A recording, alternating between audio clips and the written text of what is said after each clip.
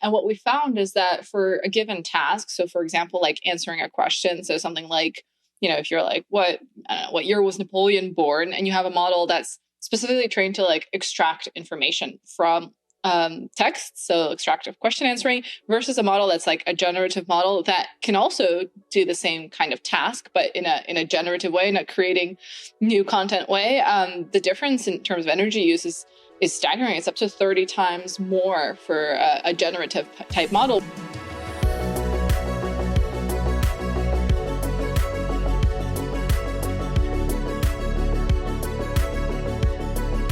All right, everyone. Welcome to another episode of the TWIML AI podcast. I am your host, Sam Charrington, and today I'm excited to be joined by Sasha Luccioni. Sasha is AI and climate lead at Hugging Face. Before we get going, be sure to take a moment to hit that subscribe button wherever you're listening to today's show. Sasha, welcome back to the podcast. It's great to be back. It's great to chat with you. Been a huge follower on the socials. Excited about all of the let's just say interesting comments you have to say about the current generative AI revolution. And we'll be digging into that. A lot of that has to do with the climate and broader implications of those types of systems.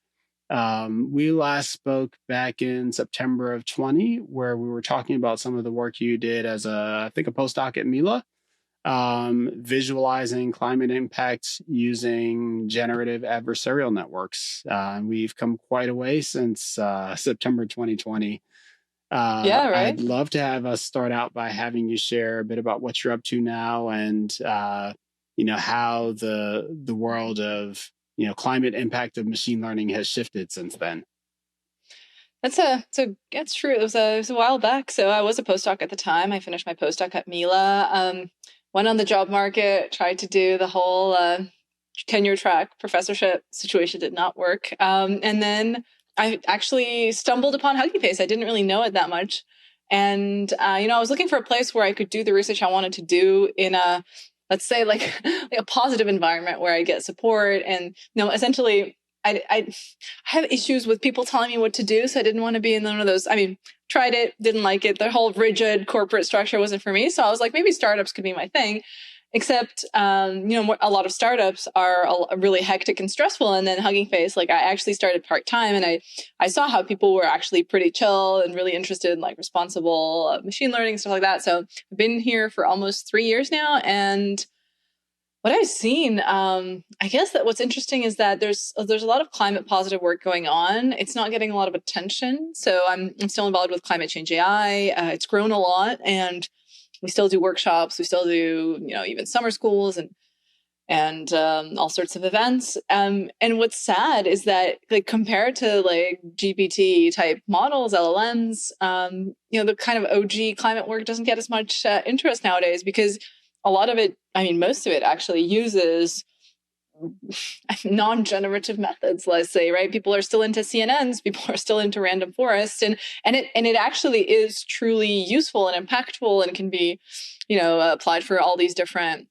contexts. And yet what we see is that people are trying to train the new climate GPT or whatever people call it nowadays. And so I think that the work that I'm doing in trying to estimate the environmental impacts of these models is more and more, relevant, essentially, as they get deployed in society. But we do have this kind of like catch-22 of the models that are maybe the least useful, well, so far in the fight against climate change, also have a disproportionate climate impact, and vice versa. The most useful models are pretty lightweight. So it's pretty confusing.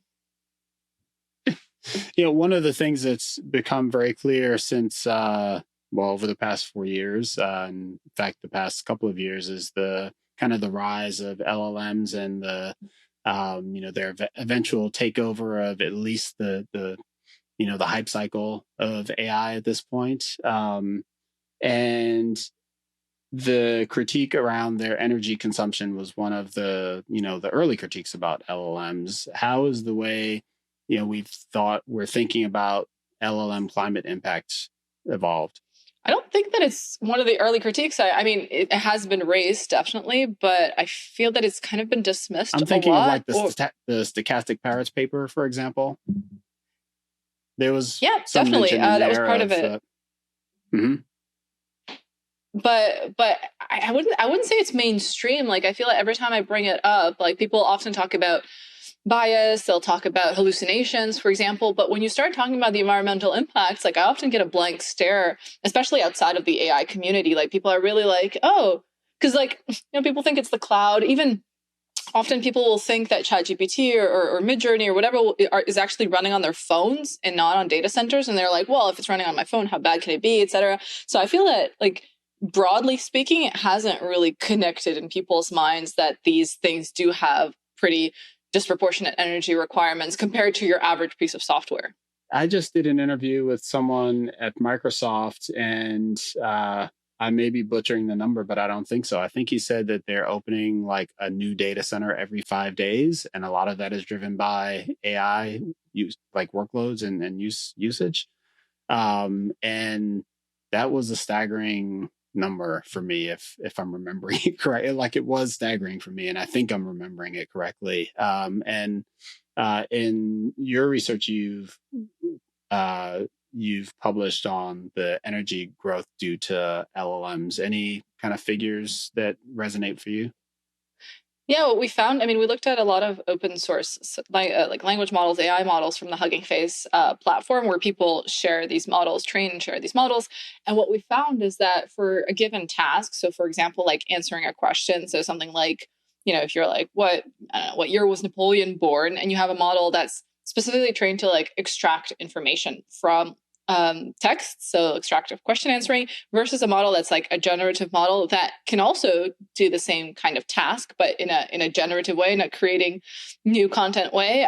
The difference in terms of energy use is staggering. It's up to 30 times more for a generative type model, which kind of makes sense because on the one hand, I mean, my very first job was working on information retrieval and question answering, and it's you're extracting existing content based on some measure of similarity, some kind of vector arithmetic or hashing. Like it's relatively straightforward in terms of computation. Like I mean, we used to be using Elasticsearch and stuff like that in my first job, but for generative approaches, you've got a usually pretty big model, and that has to actually kind of take the query and add to it, so like generate new content. So like really from a intuitive perspective, it does make sense that it uses a lot more energy. And so you're specifically speaking to one of your recent papers, which is the power hungry processing paper, What's Driving the Cost of AI Deployment. Yes. And the general idea that I took from that paper is this tension between kind of using generalized models versus task specific models. And you started to speak to that. Take us a step back and talk through what you were trying to illustrate in that work.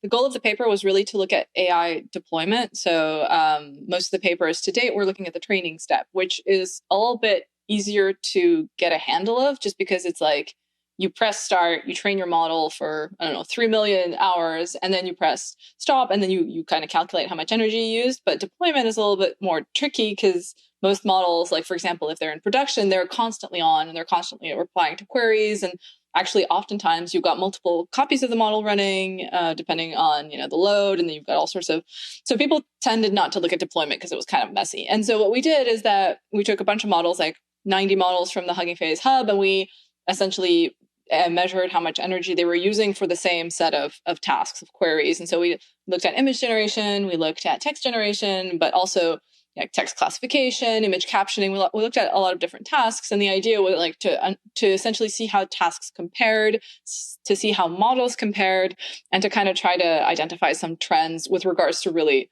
deploying AI models in practice, let's say. Mm-hmm. And was general versus task specific the only kind of dimension of distinction that you looked at, or was that one of several?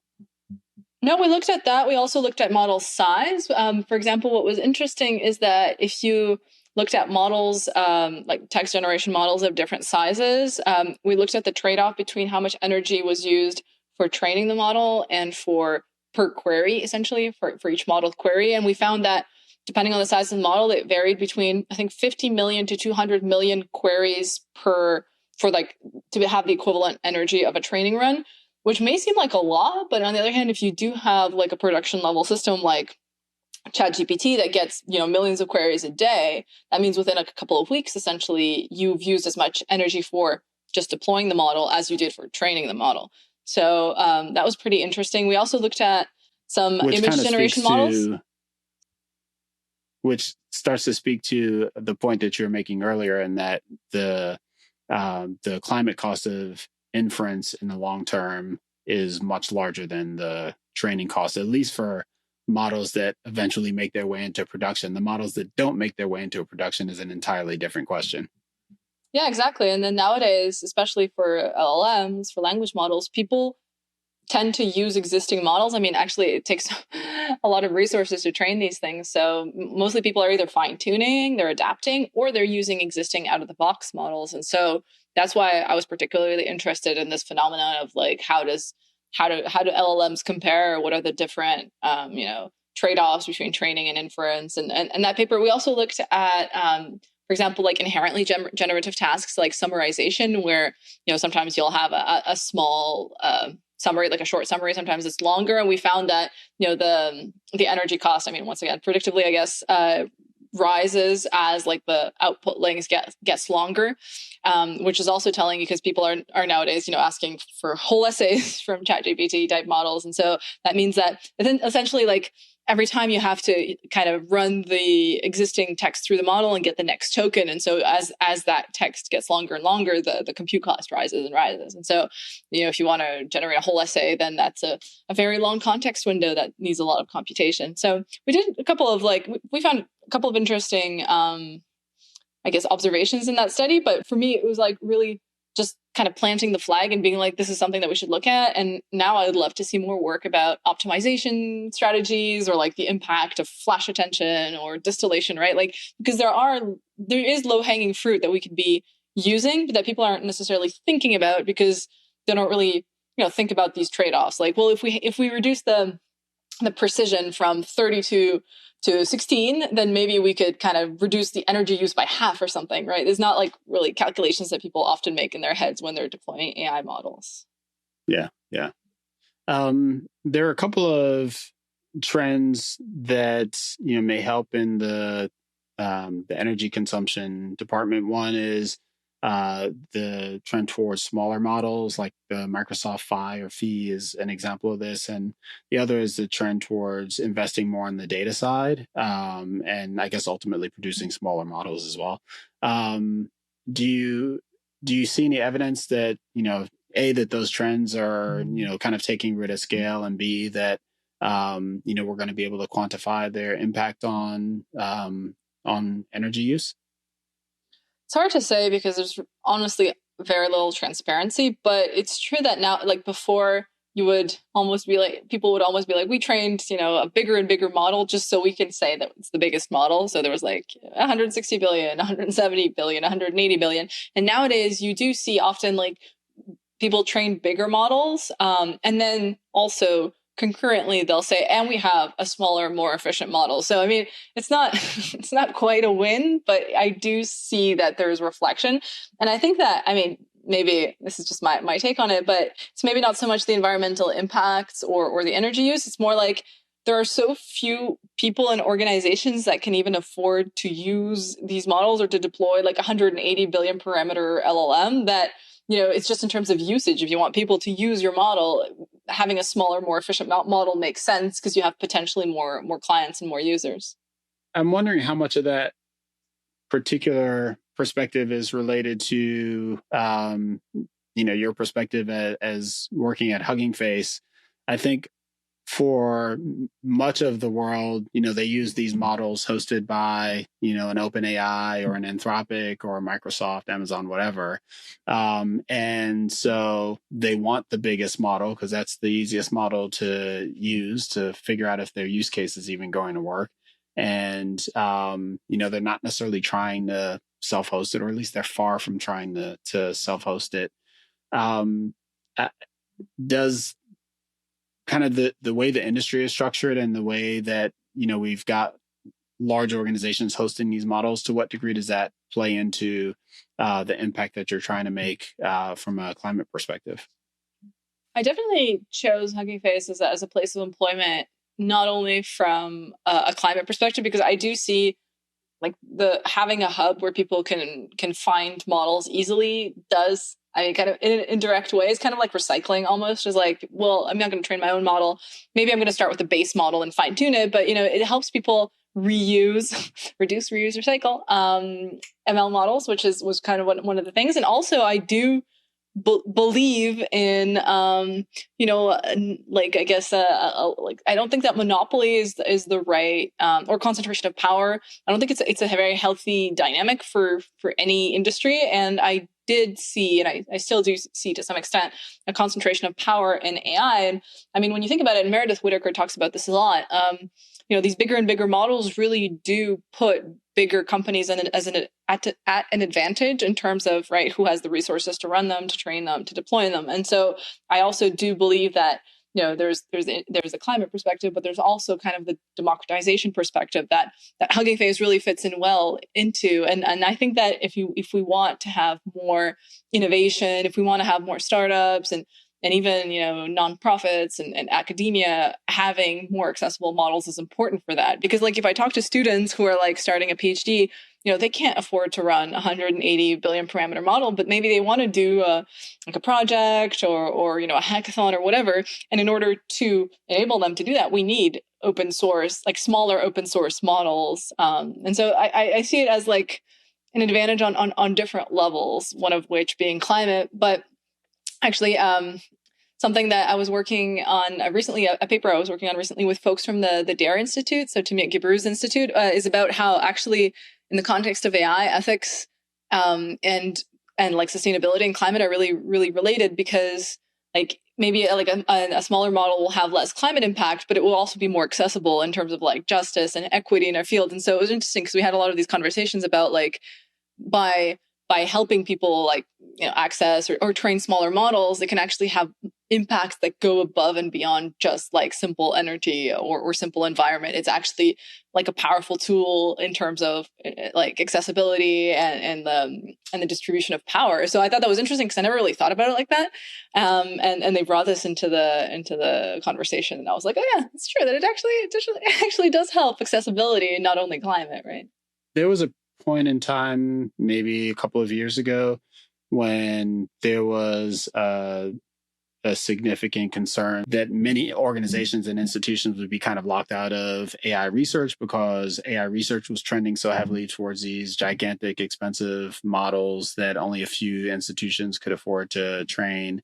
And projects like Bloom at the time, I think I was talking to Tom Wolfe about this, and more recently, the Llama series of models have kind of opened that up again, and to your point, kind of made experimentation and research more accessible by uh, publishing interesting but small models.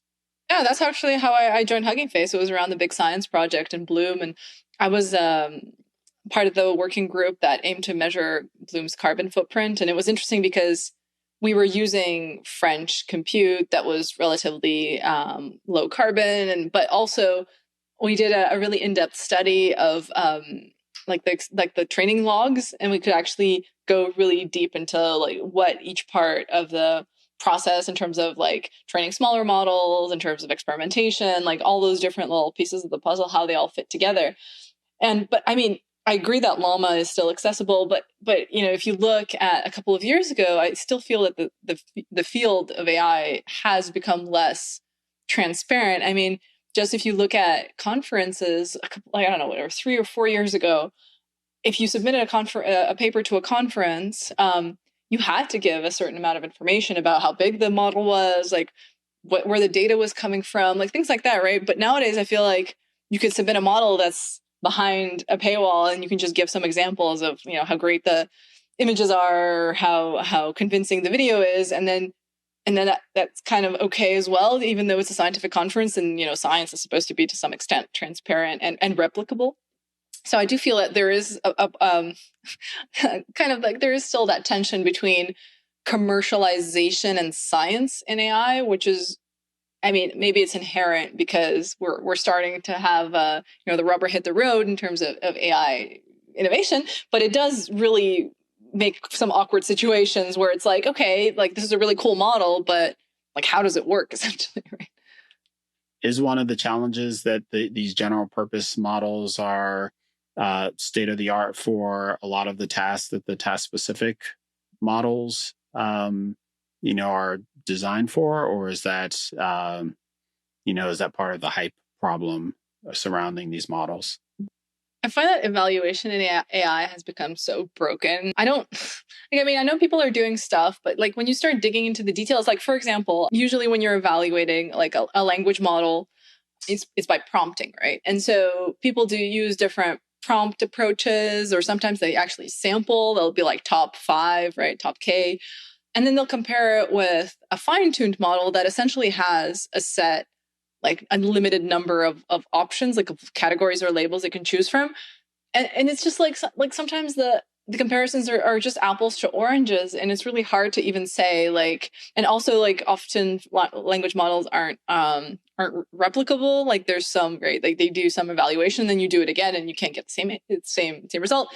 And so I found that evaluation is like, it's just so hard to even say which model is better, and people keep on inventing new benchmarks and then finding that the benchmarks are in the training data, and then it's just like I don't know, like every time I read something, it's like I have so many questions that aren't really answered. So, I mean, I guess theoretically, general purpose or multitask models are supposed to be better than fine-tuned models, but people actually have kind of given up on working on fine-tuned models. Like for example, recently I wrote like it's called a position paper that was accepted to ICML with a colleague of mine, Anna Rogers from Copenhagen. And then we wanted to look at tasks where people were still kind of working on fine-tuned models and multitask models. And essentially we couldn't find many because people are just also gung-ho about large language models, that they'll tend to kind of work on these like general tasks, general language understanding and things like that. And so we actually had a lot of trouble trying to find like concrete evidence for the fact that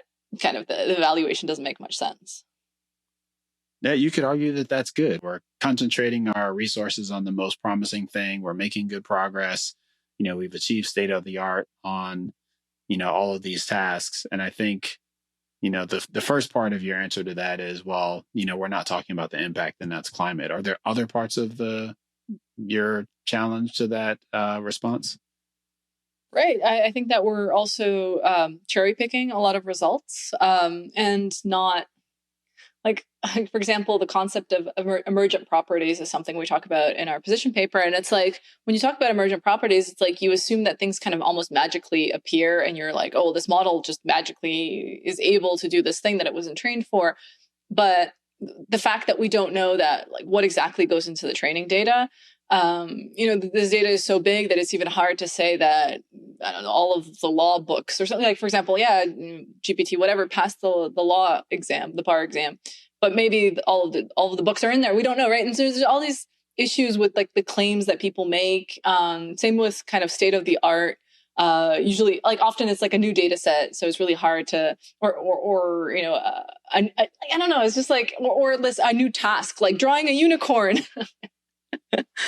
So I mean, I guess I'm a little bit skeptical because I miss the good old days where you could kind of replicate or check or reproduce people's work. Like nowadays, I feel that there's like the access issue of, for example, models that are just behind an API, so you can't actually look at what's under the hood. But it's also like just the fact that you can't like reproduce results, right? That's so frustrating as like from a scientific perspective, because for me it's like the basic thing. If you make a claim, I should be able to replicate that claim, and that's kind of how science works. Like we keep building on each other's experiments or discoveries.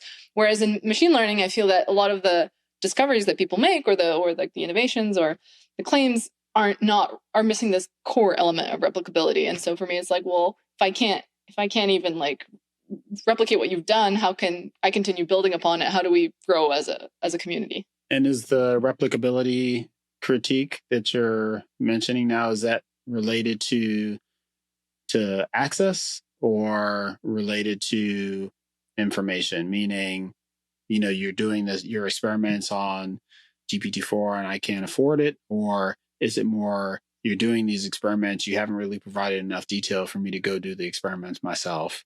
It's access. It's also often, like, for example, there's some element missing, either the data or like sometimes like the actual evaluation approach. Like, for example, there's great work out of Luther who created an evaluation harness, because essentially they found that a lot of the times, every time that someone would train a new LLM, they would kind of do their own thing in terms of evaluation, and so it meant that things were not necessarily like apples and apples. And so there's that as well, like the actual procedure used, but also like inherently language models are stochastic pairs, right? They're unpredictable, and so often, like, for example, people won't fix the random seed or won't report the random seed, and so it's like I can't even reproduce. Like, even if I have all the elements, if I have access to the model, if I have the training data and the code, I can't reproduce the results that you report because there's some like random seed that is missing. Or so I actually was helping organize the ML reproducibility challenge a couple of years. And essentially the thing is, like, people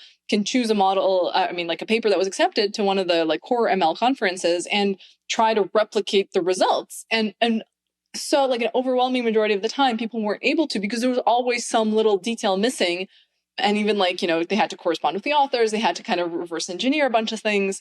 And it was like year in, year out, it would be like the majority of ML research is not reproducible.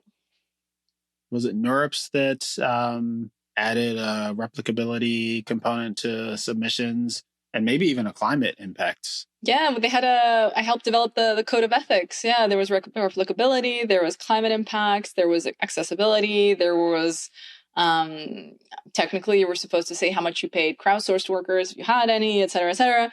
I mean, that's kind of like the gold standard, but in practice, that's the thing. There's always this tension between how much you can divulge or how much you even save this information. Like, sometimes it's like people just don't even bother counting how many GPU hours they used. And so a lot of the pushback we got when we introduced this code of ethics at NeurIPS in 2023 was that like it was asking too much from people.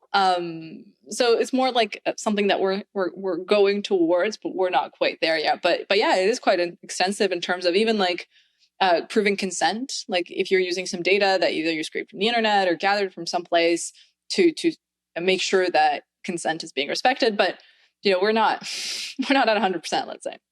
Tell me about how you're formulating this idea around Energy Star ratings for AI models.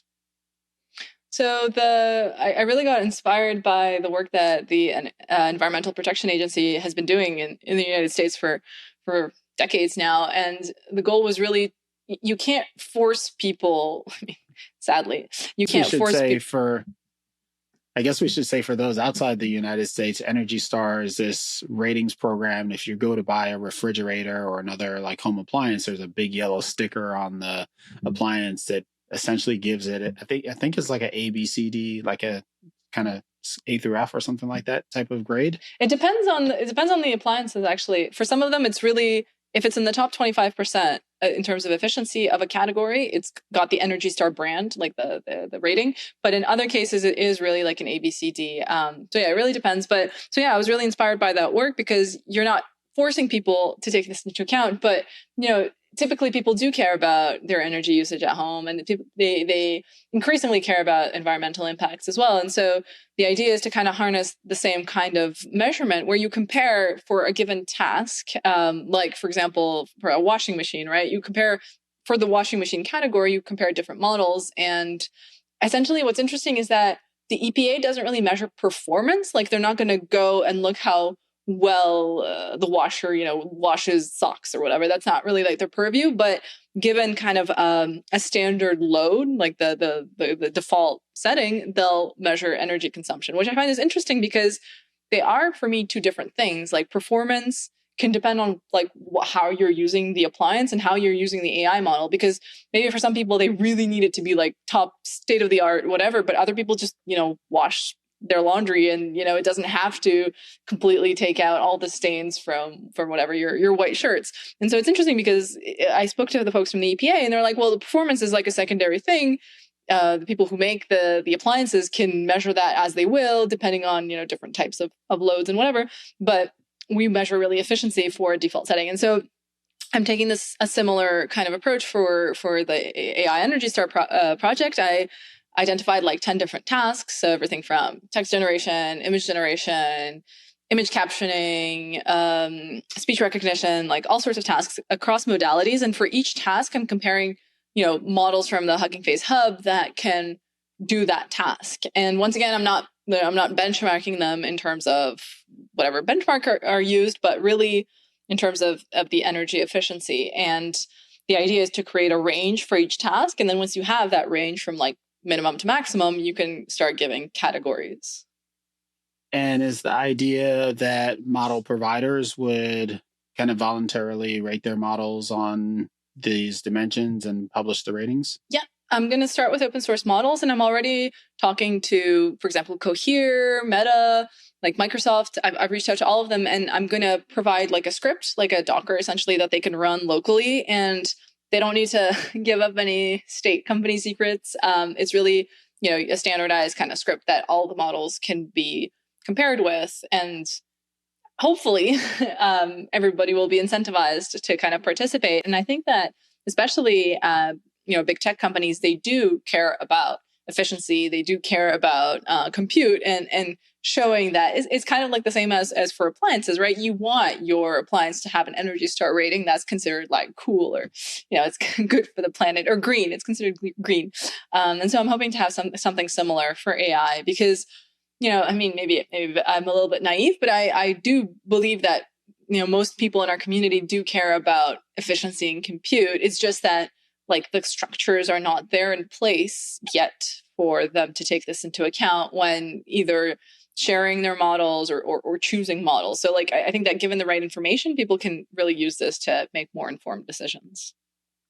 And so if I want to use this, do I have to have some baseline type of compute that in addition to the Docker container, or are you able to abstract it in such a way that the actual compute doesn't matter for calculating this rating? Maybe you're counting instructions or flops or something like that, as opposed to actual energy usage? No, I'm counting energy usage for like a specific GPU model. So the idea is really to like run your model on this GPU. And so I helped create a package called Code Carbon, like way back when actually. And it's actually grown and thrived. And it's like a Python package, a Python library that essentially measures energy consumption of different like pieces of hardware, GPU, CPU, RAM.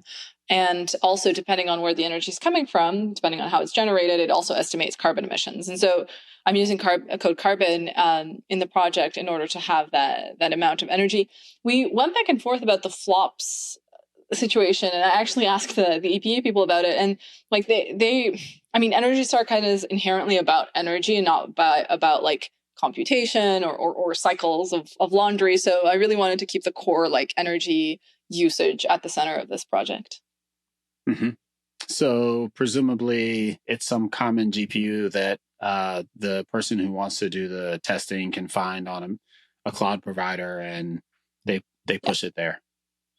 And are there... Yeah. And actually, we're looking at different categories as well, because I think it doesn't really make a lot of sense to compare like a model that you can run locally on your laptop versus one that, needs 8 GPUs to run. And so essentially, once I'm done benchmarking all the models, and that should be by the end of this week, to compare something that can run locally on like a small GPU that only has a couple of gigs of memory versus something that needs really like a commercial like 24 or 48 gig GPU versus one that needs multiple, because I feel that it's not quite the same use cases. Like, to go with the metaphor of washing machines, you do have kind of smaller, for example, in Europe, they often have like these tiny washing machines and we tend to have a little bit bigger ones. And then there's like more, commercial level washing machines that you'll use for washing, I don't know, whatever, parachutes or whatnot.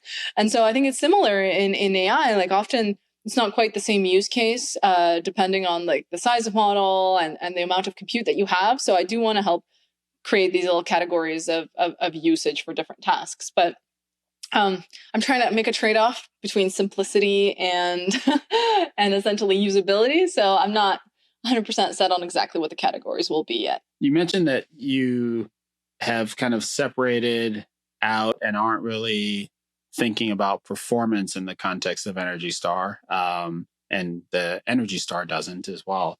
But is there, is there anything out there that will allow folks to get a sense for kind of energy costs performance for models, like, even, take performance on public benchmarks and, then baseline them against I forget the name of your power, kind of your Python package or the Energy Star or something else, and try to get a sense for your Code Carbon, try to get a sense for which of these models is most efficient from a, performance per watt or something like that perspective.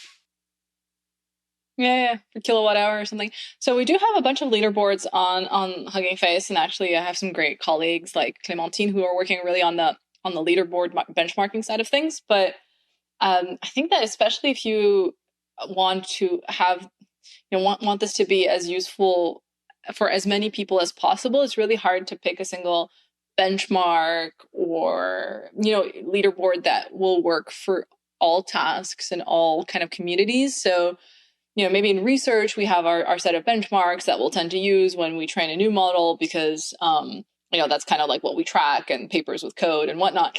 But if you talk to AI practitioners and, someone who's making, I don't know, whatever, a finance chatbot or whatever, they're not going to really care about, I don't know, the Superloot benchmark, because what they care about is, and so that's why I struggle with the performance versus efficiency. But I do think that at the end of the day, it's useful to keep them separate, and people can benchmark on what they feel is relevant to their use case, but the energy efficiency is something that is harder to measure or is less intuitive, so it's useful to provide that information.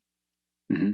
Do any of the existing leaderboards already have an energy impact column associated with them? Yeah. There's LLM perf leaderboard on Hugging Face that has it, but it's only LLMs essentially. It doesn't look at, like, for example, object detection or speech recognition or whatever. And I think that given the diversity of tasks that exist in AI, it's good to also kind of consider all different modalities as well. Like, this is something that we found in the What's the Cost paper, is that tasks with images, either like image captioning or image generation, are orders of magnitude more energy intensive than tasks that only have text, right? And so it's like comparing the two is difficult, and increasingly as models are getting multimodal, and that's kind of like what we expect of them, it's important to reflect, compare apples with apples. So compare multimodal models with multimodal models and not text generation models, because it's just going to be a completely different ballgame.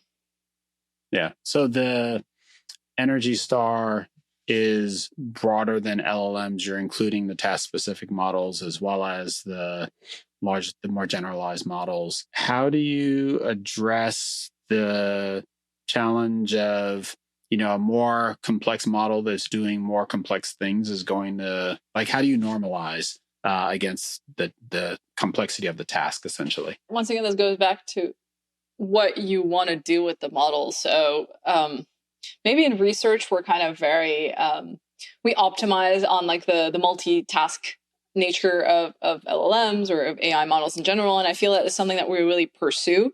But in other applications, like in IRL, in the real world, that maybe you don't need models that are so complex, because for example, once again, in my very first job, we were actually working with IBM Watson. And I remember we had an intent classifier that was upstream in the model. And then depending on, what the intent was, a different model would be activated, and it wouldn't always be the whole kit and caboodle that was activated. The query essentially didn't go through all the models at once.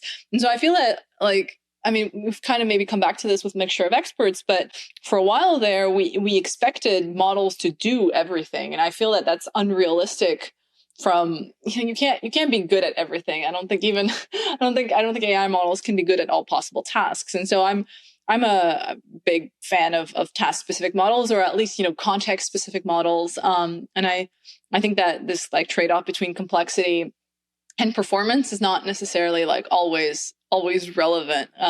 Maybe it's relevant for kind of the more experimental researchy type work, but in the real world, if you want your model to be, I don't know, a chatbot, you don't need it to generate images at the same time. You need it to answer questions or extract information. Another task, question answering might have its own task, or what are examples of other kinds of tasks that you're targeting with the rating? So there's image generation, there's image captioning, so image to text. There's question answering, you're right. There's summarization, there's object detection, automatic speech recognition. So there's like 10 tasks in total, semantic similarity. And so the idea was to kind of represent common tasks. So actually on Hugging Face, we have like these tasks pipelines. And so kind of common task pipelines that people use. And like in the what's the cost study, we saw that, it doesn't really make sense to compare very different tasks. Like, for example, sentiment analysis, like text classification, essentially is so lightweight. Like, it makes no sense to compare that with like image generation, which is like on the other end of the spectrum in terms of energy efficiency. Right. On the other hand, this Energy Star model in and of itself, or these ratings in and of itself, won't, help reinforce this point that if you could use a task-specific model relative to a generalized model, you should, because the ratings themselves are task-specific. And so you won't be able to see, that your LLM is more consumptive on some, general scale than your task-specific sentiment analysis model or something like that. That's out of the scope of what you're doing, right?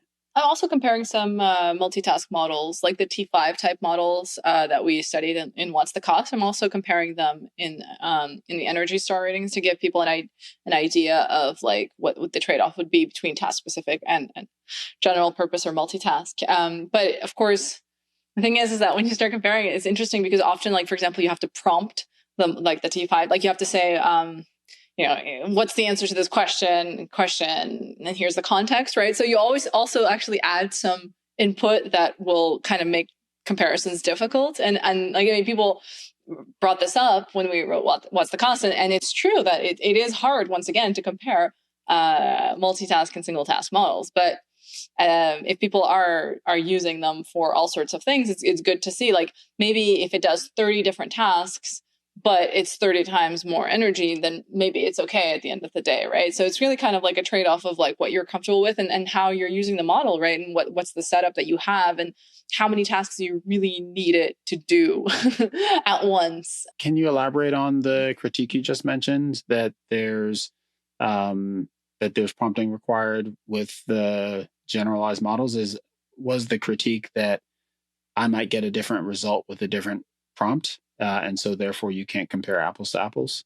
I mean, the idea is that, like, for example, if you're really comparing input and output, a fine-tuned model, like you just give it the input, like, for example, I don't know, this is a terrible book, right? And the output would be like positive or negative sentiment.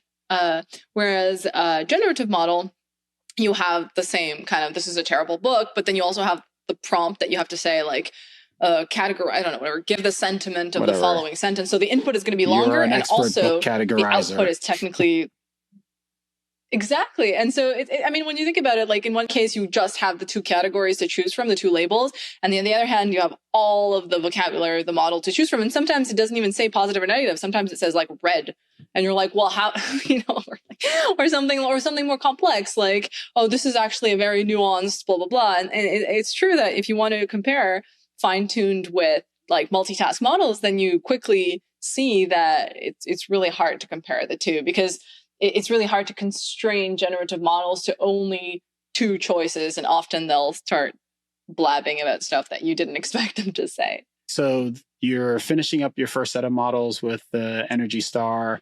You mentioned that you talked to the folks at the EPA. Is there any path towards making this some official thing?